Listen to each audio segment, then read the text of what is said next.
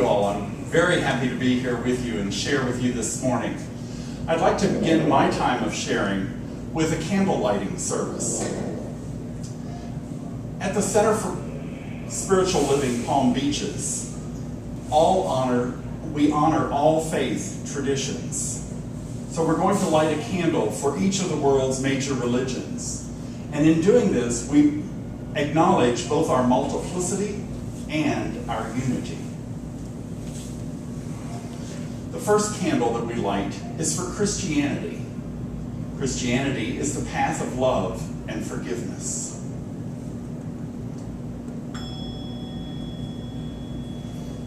Next, we light the candle for Judaism. Judaism is the path of living by sacred law. Islam, the path of submission to the will of God.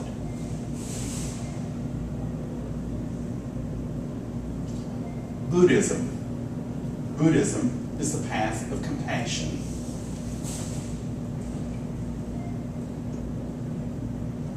Next is Hinduism.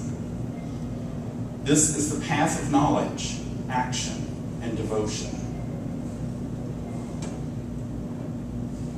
Taoism, the path of ultimate reality and going with the flow.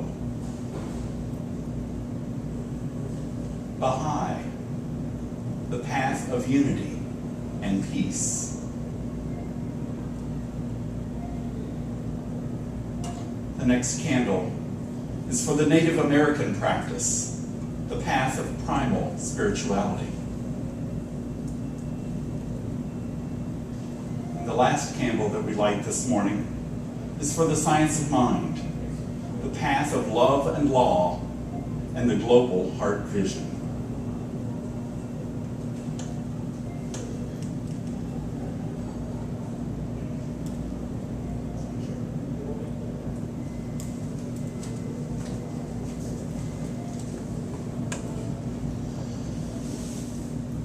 So we recognize each of these religions, and recognize in a way that, as I read the little mini description there, did you recognize some of that from our own tradition? Because this is what Ernest Holmes did, was he looked at, and Ernest Holmes was our founder, he looked at all of the world's religions, and he looked at what was the spiritual truth that was running through all of those. He called it the golden thread of truth. So as you heard about love and compassion and law, that's what he brought into what he believed and what our organization adopted as what we believe. And so it pulls together all these religions, and we welcome all paths, no matter where you are on your spiritual path. You're welcome here, and we're here to encourage each other. So a question for you. How many of you have heard that God is all there is? Most of you. Do you believe it?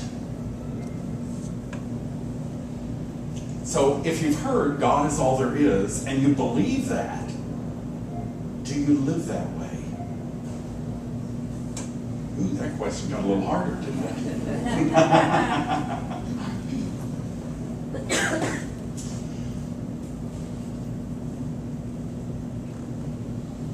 I'd like to share an analogy with you. About 10 years ago, my husband and I went to Japan.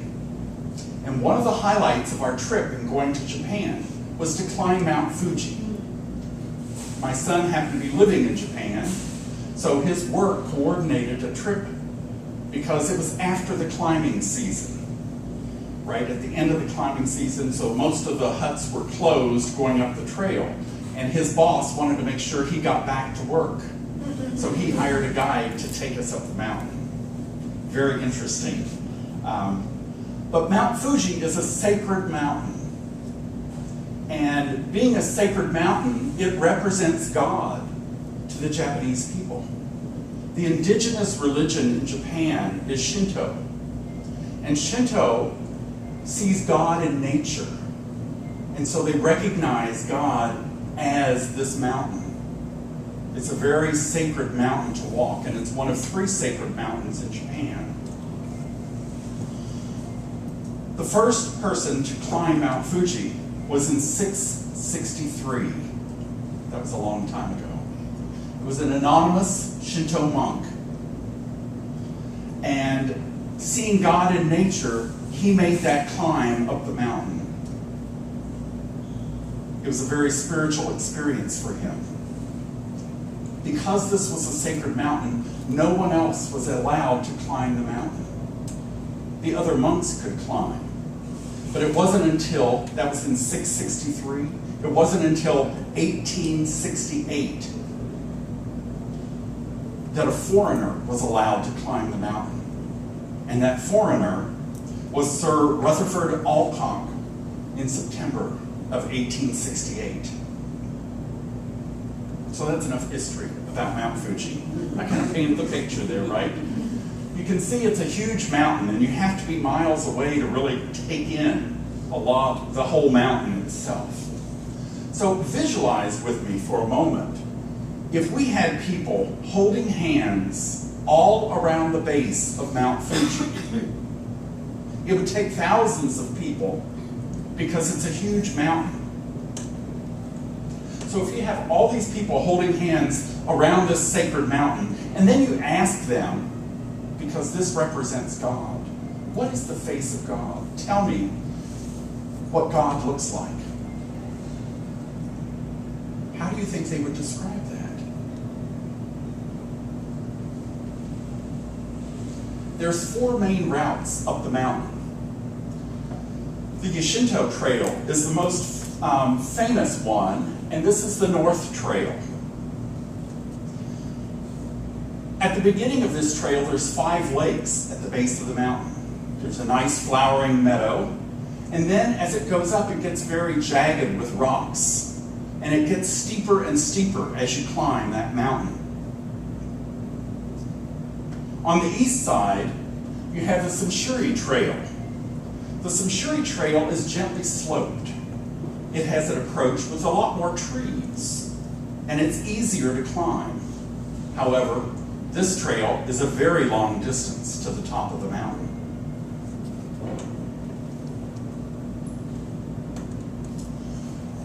The Nuyami Trail is coming in from the west. Now this is the shortest route, and many would call this the main entrance to the mountain. But most people that climb Mount Fuji make sure that during their ascent, they get to the top of the mountain right at sunrise. And if you don't quite make it to the top, if you're on this west trail, you miss the sunrise because the sunrise is in the east, isn't it? Even in Japan. So although it's the shortest trail, it's not one that a lot of people will take. Finally, we have the South Trail, the Gatemba Trail. And this is the longest and toughest trail because it has an enormous ash field that last erupted in 1707, and that's what created all this ash.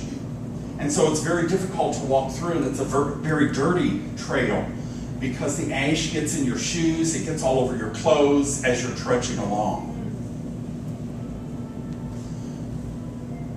Think about our people that are circling Mount Fuji holding hands. How do you think the ones on the north would describe Mount Fuji? Would describe God, because this is their sacred mountain? Probably much different than the ones that are on the west, than the ones that are on the south, the ones that are on the east. But where do all these trails lead? They all lead to the top, don't they? They all lead to God, to the inspiration that is there. I can tell you that when we climbed Mount Fuji, we did arrive at the top right before sunrise, and we were there as the sun came up. You're welcome to come and look at this picture afterwards. This is Tom and myself and my son as the sun came up above the clouds. at Mount Fuji. It was a wonderful experience. Very, very spiritual. And I felt very connected to the universe. I had one vision of God. I'm sure everyone else on the mountain had their own vision because they had traveled their own trail. And don't we each travel our own trail in life? And as we do that, it kind of changes our picture of how we view God. Even though we're all one, and we may know that, and we know God is all there is, we still have little filters that we put on life, don't we? In the reading from this morning, are you one of the people that, complain because you're walking in here and in the parking lot somebody has a cup that they discarded? Or are you the person that picks up the cup and goes and puts it in the garbage can? That's done. There's a story about a monk two monks that were walking, they were traveling, and they got to this river, and this woman was there, and she needed to get across the river. And she said, "Can you help me?" And so the one monk picked up the woman, and he carried her on his back across the river and set her down. And they walked on.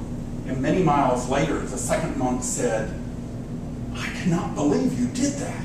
You touched that woman, and we are not allowed to touch a woman." And the other monk looked and he said, "Oh my gosh, I helped her across the river.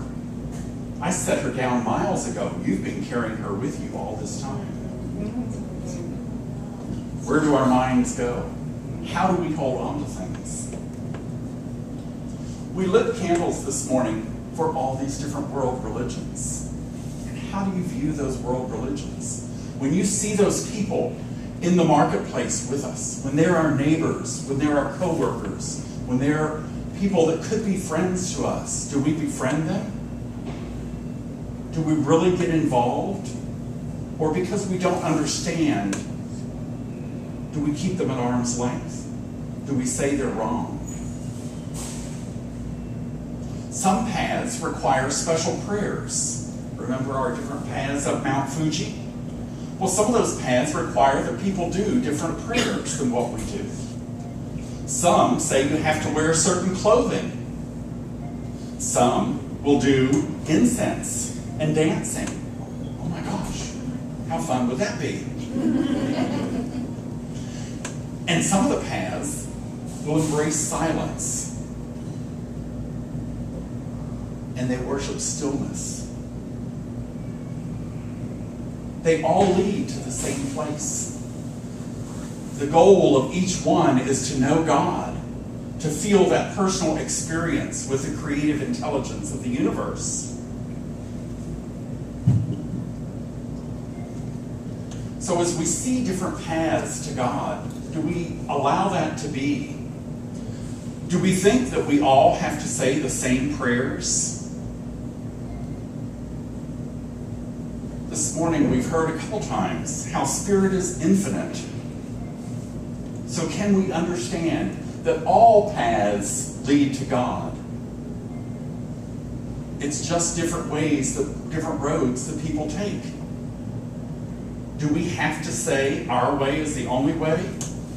Our reading this morning said, Ernest says, this is a way, not the way. And if we really embrace all paths to God, then we allow everyone to be right where they are. And we don't have to make somebody wrong. And we don't have to say we have the answer for you, because we're all different, right? So it's about creating a world that works for everyone, in that we allow people to be right where they are. Ernest Holmes, did not start out to create a church. He was giving lectures back in those days. In his days, in the early 1900s, they had theaters, and they would have these big lecture halls, and people would come and listen to lectures. So he would go into the theaters and he would teach. But he would teach people how to be the best person they could. He took these golden threads of truth from all of these different religions and brought them in and said, here, take this, embrace this if this makes your heart sing. If this is what works for you. check it out. Check it out. If it feels right for you, then take it on. And then you go back to your Catholic church, to your Baptist church, to your Muslim temple, to wherever, and you be the best person you can be. And after a while of his teaching, people said, we love this. We want this. You need to have a church. And they really forced him, more or less, to develop religious science in the church. So do you believe, as you sit and think about different religions, and you look at different religions here, do you think, I don't know about that one. That one may not be too valid. I like all of them, but here's one. Shinto, seeing God in nature, I'm not sure about that. Or, a Hindu temple, or an Islamic temple. What is right? Well, these really have churches, that's okay, but the path of native spirituality here, I'm not sure about that. It challenges us to really, where are our beliefs, right? Joseph Campbell, I bet some of you have read some of Joseph Campbell's work, says, since divinity is the essence of every being, we must not let our moral judgments obscure us from the fact that God is shining through all things, even those which we cannot approve. There are things that happen in life and we don't necessarily approve of it, right? Does that mean God's not there? As part of my ministerial training, every spring we take a class on a cruise. It's nice because we all have to be together for this class. And one year it was Homiletics 1 and Homiletics 2, how to give a talk. And then a music class, and you can't really do music over the internet, so everybody has to be in the same room for it. But we also do a retreat. And so one year we were in Grand Cayman Islands as one of the stops.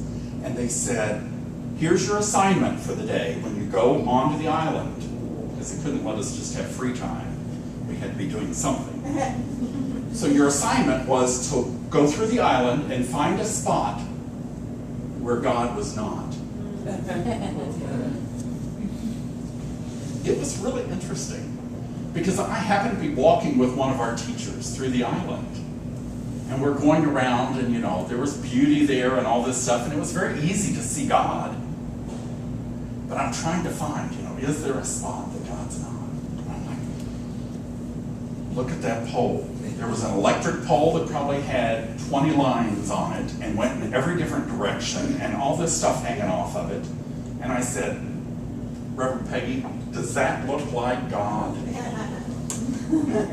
And she said, there's a lot of energy there. God is energy, yes. We walked on and we found this little pile where they had put all of their yard waste and some food products that were decaying. I forget what you call that stuff when you're... Compost, yes, thank you. So there's compost pile there. And she said to me, does that look like God? Look at all that going on. I said, God's always about changing. God is the same but always changes. Yes, that's God. So everywhere we looked, we could not find a spot that God was not. It was in a foreign land, a foreign island, but it was all still God. As we look at some of the things that unite us all, some of the golden threads of truth here, God or Spirit is present everywhere. In many religions, that's what they see, is that God is everywhere. Now, some religions believe that there is a power of God, and there's another power that opposes God. But God is everywhere. Most religions teach that we have our own relationship with God, with the divine. So it's not what our parents believed. Newsflash, I have to tell you this, just because your parent was a good Catholic, Jew, whatever, Baptist, doesn't make you one. You have to have your own relationship with God, which can be nice, it can be refreshing. And there's reports that look at how many people, only 62% of people nowadays carry on the religion of their family. But it's our choice to really look at what's going to work for us, what religion makes our heart work fine. Love one another. This is a basic golden thread that goes through all these religions. They all teach love. They all teach respect for one another. Harm no one. When you really look at the different sacred scriptures, you'll find this kind of teaching. Maybe not in those words, but that's the basic idea behind their teaching. To love everyone, to find God everywhere, and to harm no one.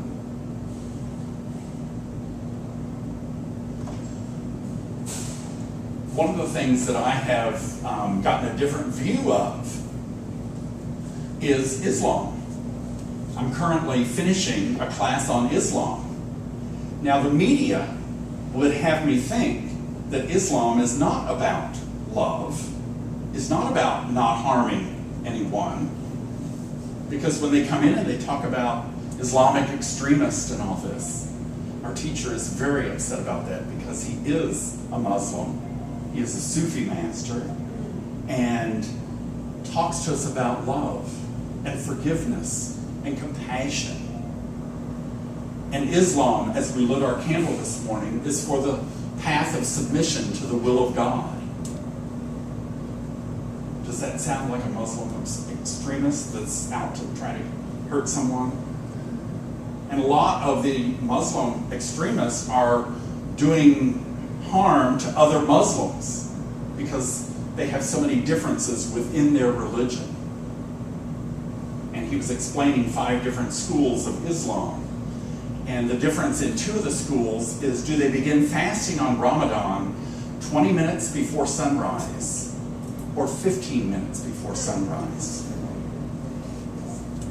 So, accept it all. It's all God. God is all there is. Do we have to nitpick into all these?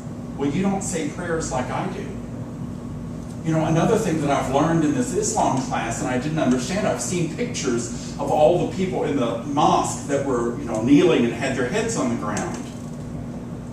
When they pray, they begin their prayers. It's a cycle of prayers they go through, and they pray standing, and then they pray bowing, and then they kneel, and then they touch their head to the ground twice, and then they kneel, and then they stand, and that completes one cycle.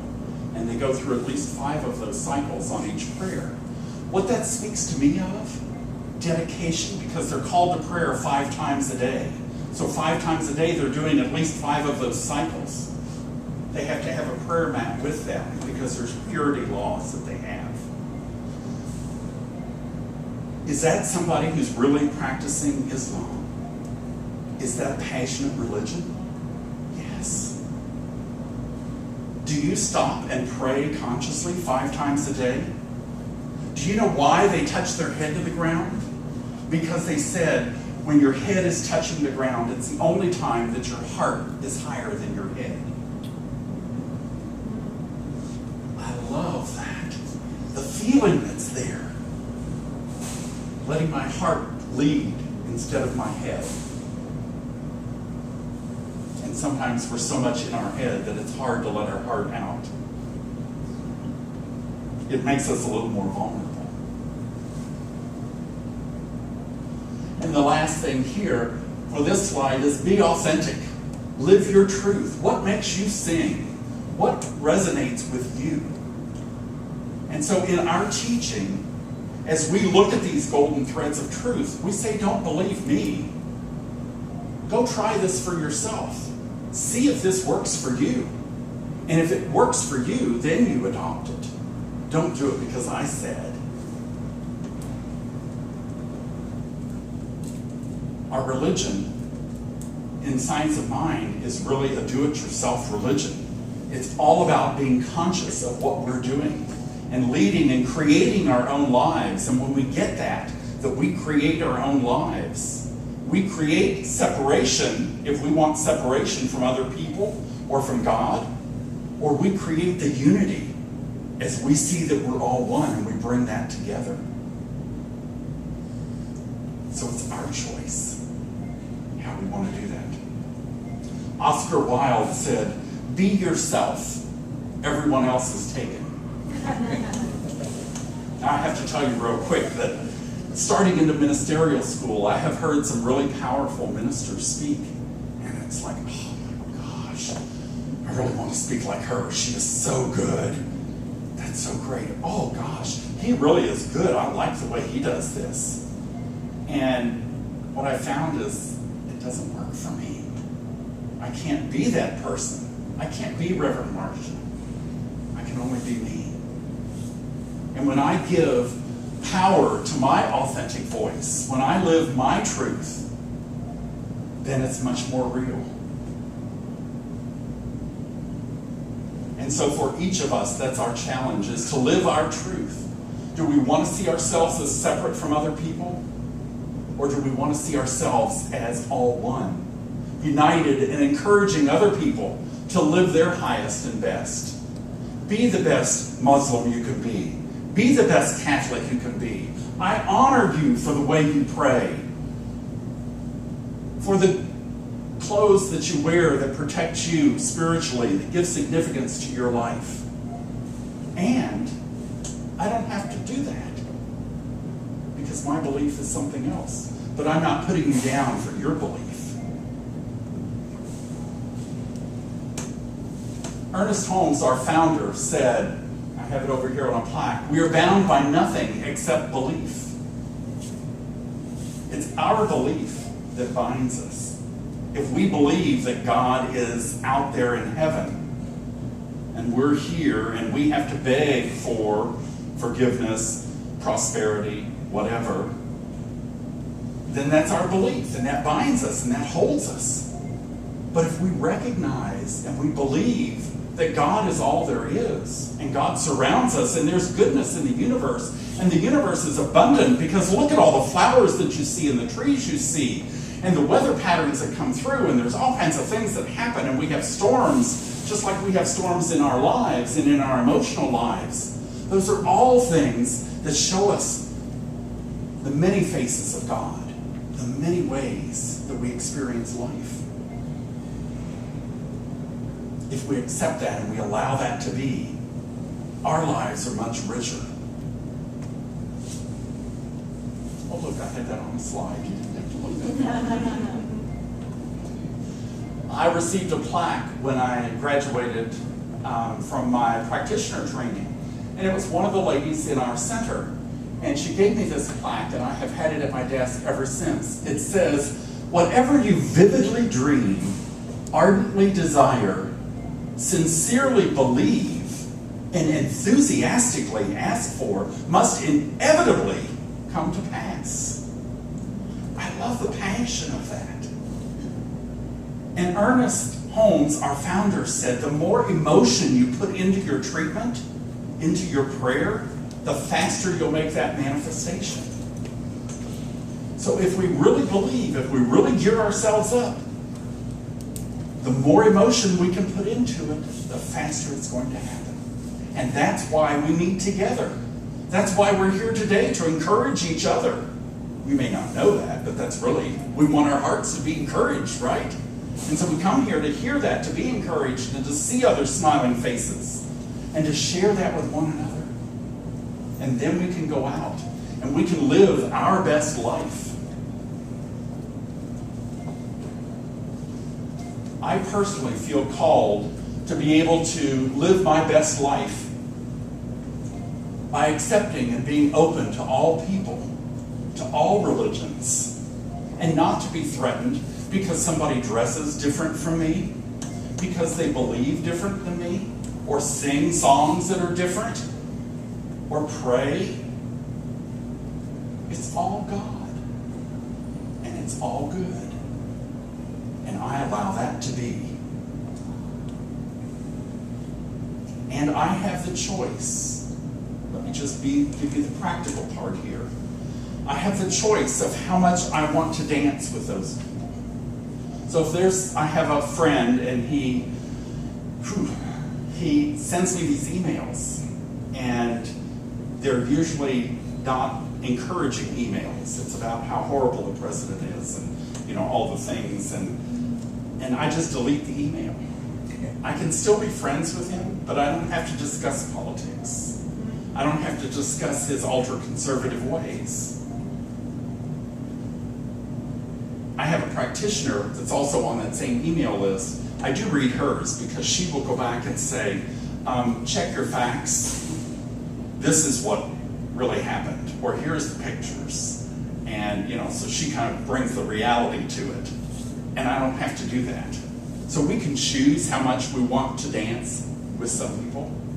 And some people that tell us we're wrong, or you're really strange because of how you believe, that's fine. They can think that, and I can bless them and let them go on their way. So when people come into your life, you can always just bless them, let them go on their way. You don't have to make them wrong. So a good thing to say is, peace be with you.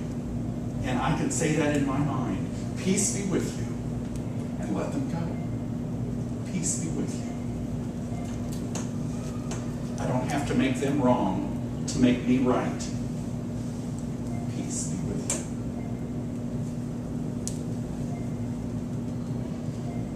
you. Let us end with a prayer. Join me as we take a deep breath and just become conscious that there is one power, one presence throughout the universe.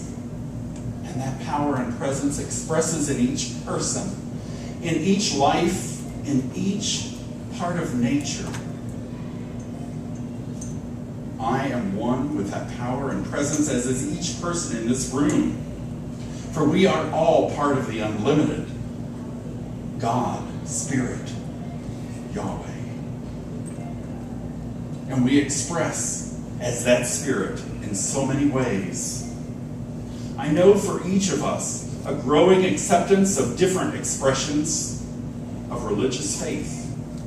We are not threatened by the variety in our world, but we are expanded by seeing the many faces of God, how that expresses and how that shows up in our lives and other people's lives. And we know that we can be on our path and bless them on their path. There are many paths to God. Not one is the path. They're all just a path. And in knowing that, we bless each person and we bless ourselves as we continue on our spiritual journey. We love life and we bless life, and it blesses us, for the universe always says yes. And it's with this gratitude for knowing the truth that we are all one and God is everywhere present. I speak my word and allow it to be. I release it with thanksgiving in my heart. And join me in saying, and so it is.